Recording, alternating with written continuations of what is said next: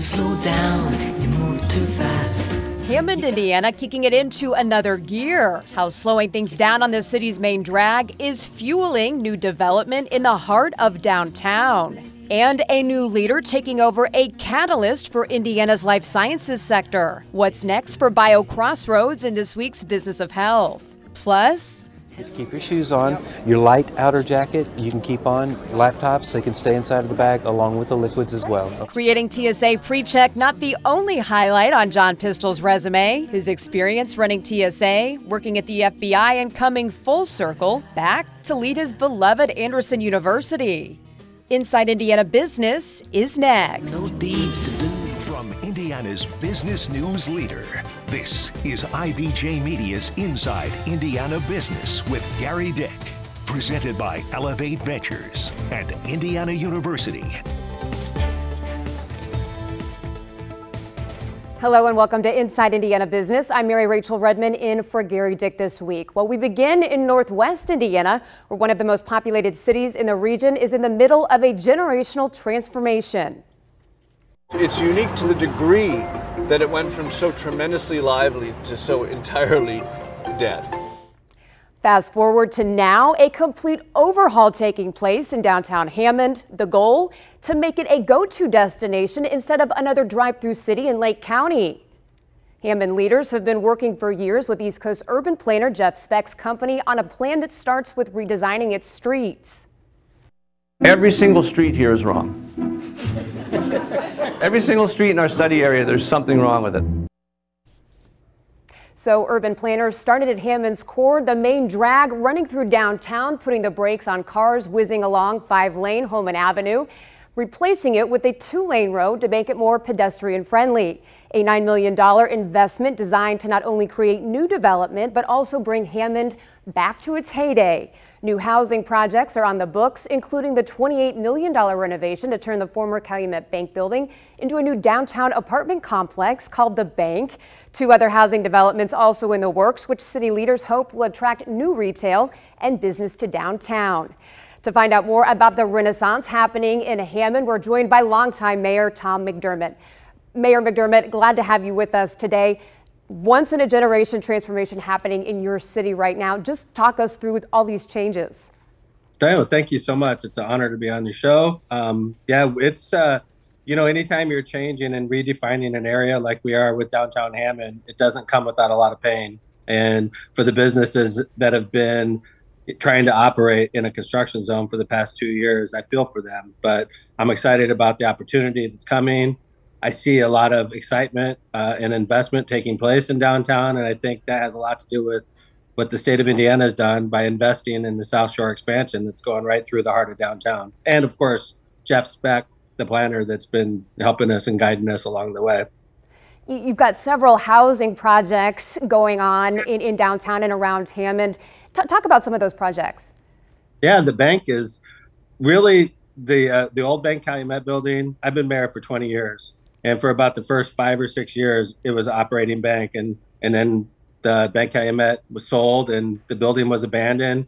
And it's been sitting there abandoned for the better part of a decade. And it's a beautiful old building that was built, it's almost 100 years old. And it's completely getting retrofitted by a development group out of Michigan City, also with the help of the state of Indiana. And they're converting that using $28 million of private funds to help convert that into apartment buildings. And they're maintaining the character and the beauty of the building, which is the best part. So I love that, using history to define your roots, but still with all these new improvements.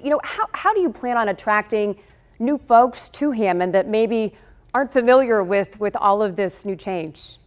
It's funny because when you talk to Hammond residents, it's hard for us to imagine downtown attracting Chicago residents, but with what's going on with all the investment taking place, along with the South Shore line that's coming right through the heart of downtown, younger people, professionals, they want to, and not necessarily go to work anymore. As we all know, a lot of people are working from home, and a lot of young people want to live close to a city, but not necessarily downtown with the downtown prices. And Hammond is the closest city to Chicago in the state of Indiana. We literally touch Chicago. And with this easy access with the Westlake expansion taking place, it's going to be realistic to think that we could get a lot of these young professionals from Chicago to relocate to Northwest Indiana.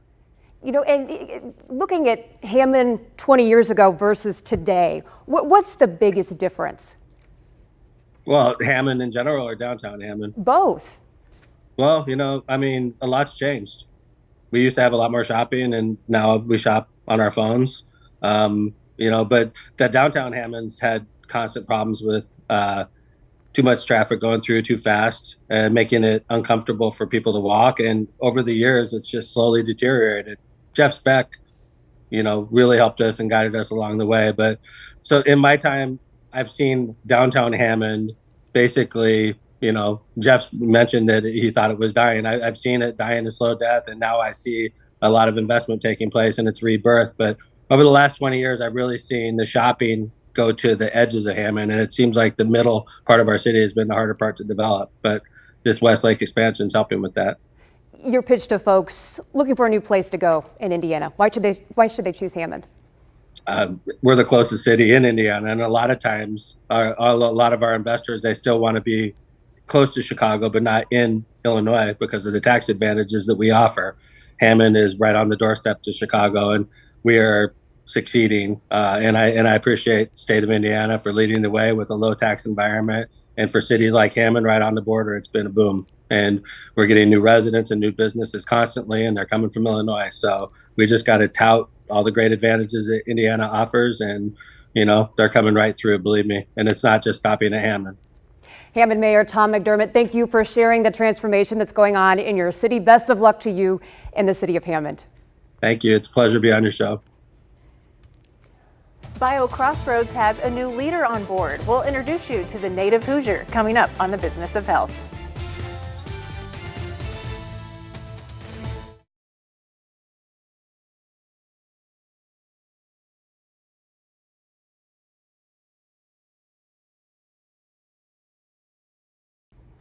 A new leader is taking the reins at the state's life sciences initiative. BioCrossroads says the nationwide search for a new president and CEO led them to a native Hoosier. Business of Health reporter Kylie Valletta joins us from the BioCrossroads headquarters at 16 Tech. Thanks, Mary Rachel. Vince Wong will soon be the new president and CEO here at BioCrossroads. He's a Notre Dame and IU grad and an alumni of Roche Diagnostics right here in Indianapolis, where he worked for 18 years. He most recently led a startup, and BioCrossroads believes that varied experience from startup to global corporation will help him build business here in his home state. Indiana already ranks third in the U.S. in life sciences exports, but Hoosier leaders say the state can grow its life sciences muscle, and leading the charge is BioCrossroads, the state's life sciences initiative, now under new leadership. Having BioCrossroads serve as that, you know, it's at the risk of overusing a sports metaphor, but as a, you know, as a point guard of a basketball team, you know, really helping optimize the team. And the game plan is set. BioCrossroads recently issued a roadmap with 10-year goals, including moving Indiana from number 2 to the number 1 spot in the U.S. for manufacturing pharmaceuticals, and moving from the top 10 to top 5 in medical device manufacturing. We have very tight labor markets right now, and so how do you get people to, you know, fill the jobs and needs that large companies have? Wong is taking over as BioCrossroads prepares to take on that challenge. Plans are underway for a new program focused on growing the life sciences workforce. Small companies and startups have their own hurdles that Wong knows well coming from a startup. The capital markets are quite challenging. The last 2 years have been a really challenging environment to raise the critical funding to enable a startup to grow and thrive. But Wong says Indiana has the benefit of a life sciences legacy that many states do not, and a game plan to grow it. There's really no more rewarding thing than bringing something from the lab to patients. And I want BioCrossroads to really play an enabling role to catalyze Hoosiers' ability to do that and make a lasting impact on human health. And BioCrossroads is based here at the 16 Tech Innovation District, and Wong is taking over during a major growth period. 2 new buildings are planned here, one of them lab space for growing companies. Mary Rachel, back to you. Here's what's making news around Indiana. Brought to you by the Indiana Association of Realtors. Indiana's 21,000 realtors. The neighbors you know, the experts you can count on. Well, the Owen Valley Fire Territory, one of more than 100 Indiana rural and volunteer fire departments getting a boost from the state. The Indiana Department awarding nearly $500,000 for training and equipment. Owen Valley using their share for water handling. And a positive sign for Indiana's growth in cybersecurity. National security company Peraton planning to expand its research efforts in West Lafayette. Peraton has deep expertise in cyber defense and critical infrastructure protection. The company is based out of Virginia. Ahead, the next time you buzz through TSA's pre-check security system to catch a flight, you can thank the president of Anderson University. We'll explain when we come back.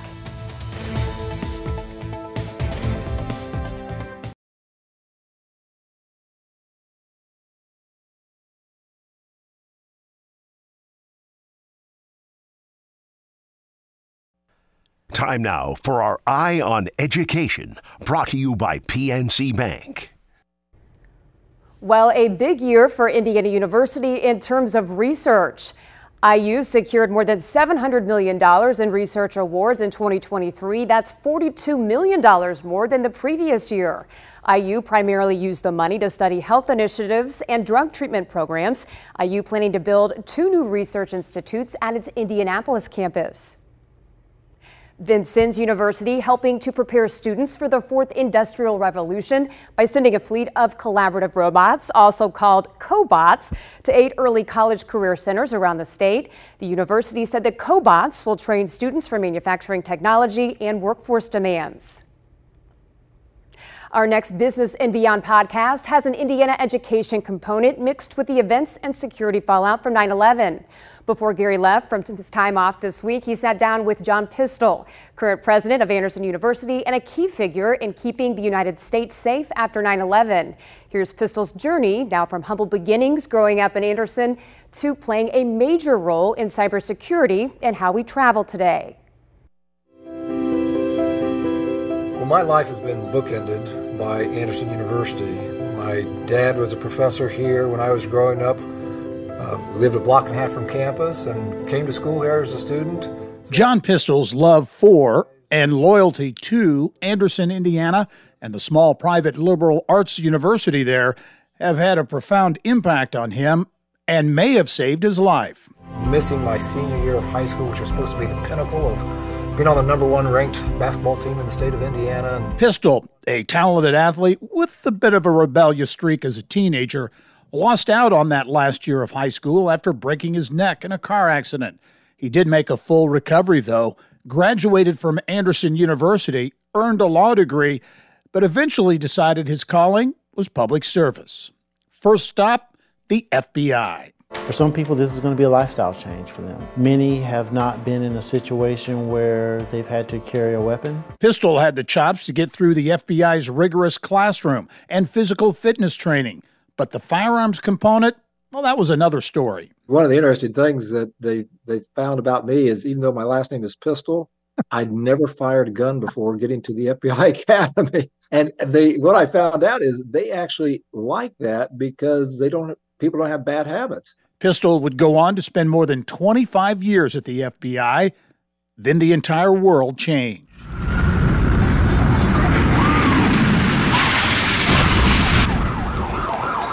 What are those people going to do? Pistol became a key figure in U.S. counterintelligence and security operations after the attacks.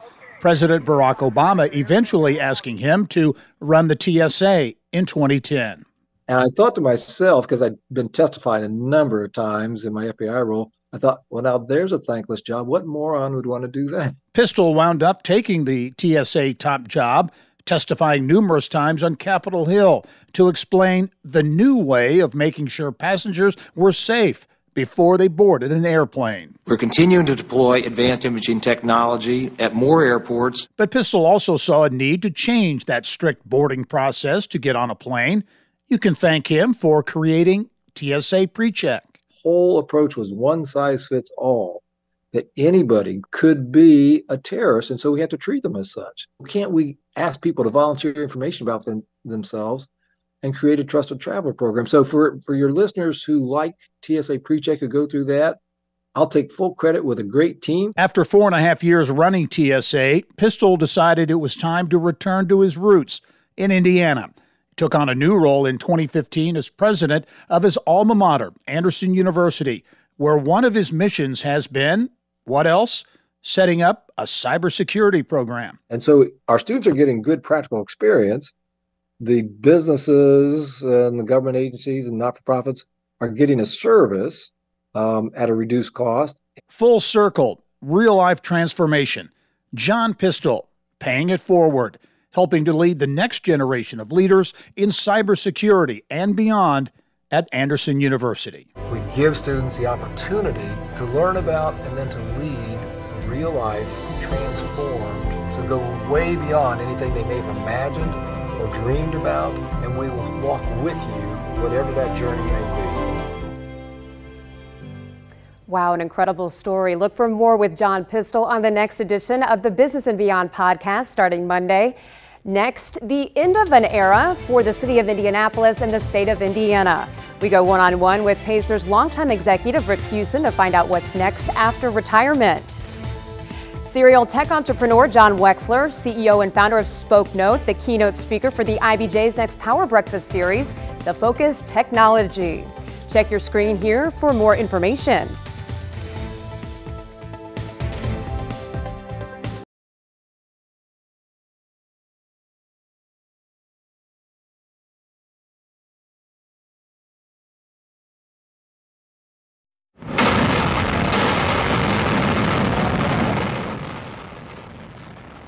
The implosion of Market Square Arena, one of many historic moments in downtown Indianapolis. Rick Fuson had a front row seat too. Now the longtime Indiana Pacers executive is taking a new direction. Rick Fuson has been a part of the Indianapolis fabric for 40 years. He's stepping down as CEO of Pacers Sports and Entertainment in June, retiring, handing over his duties to longtime Pacers executive Mel Raines. Rick recently shared with Gerry some of his favorite and memorable moments during his time with the Pacers.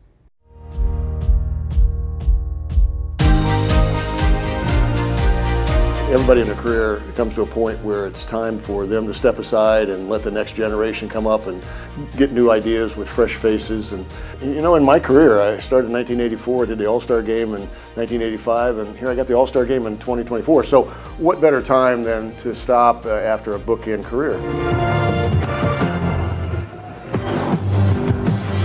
This is the Hoosier Dome in Indianapolis, Indiana, the Mammoth Stadium. The exterior. From that first big event, the 1985 NBA All-Star Game at the Hoosier Dome. What you are going to witness today is Hoosier hysteria, the great love affair with the game of basketball here in the state of Indiana. Rick Fuson has had a 40-year front row seat for the evolution of a professional sports franchise and a city. And he has been a primetime player in both. He was there for the goodbye to Market Square Arena, and then to build and open a world-class field house, which recently christened the second largest renovation in NBA history. Here we go. 1, 2, 3. And the opening of neighboring Bicentennial Plaza. Harper's on Miller. McKee gets it in the middle for the win. On the court, there were many highs and lows. The highs taking pole position for this native Hoosier. To see, the days of Reggie Miller and to see him give everything that he had. The Rookie of the Year award to Indiana's own Tamika Catchings. And to see Tamika Catchings be part of the rise in women's basketball, and to see her give everything. I mean, those are two people who are part of my life who played their whole careers here. And if those aren't outstanding moments, then there aren't any. Fuson's career will also be defined by his tireless commitment to the city. The son of legendary Indianapolis News sports writer Wayne Fuson, civic pride and giving back came naturally. I think it comes a little bit from my mom and dad and the fact that Indianapolis was so important to my family. But also, Herb Simon and Jim Morris and Larry Conrad and all the folks that I've had the opportunity to work for and with over the years, that's what they teach. And it's just not about living in a city, it's about participating in the city.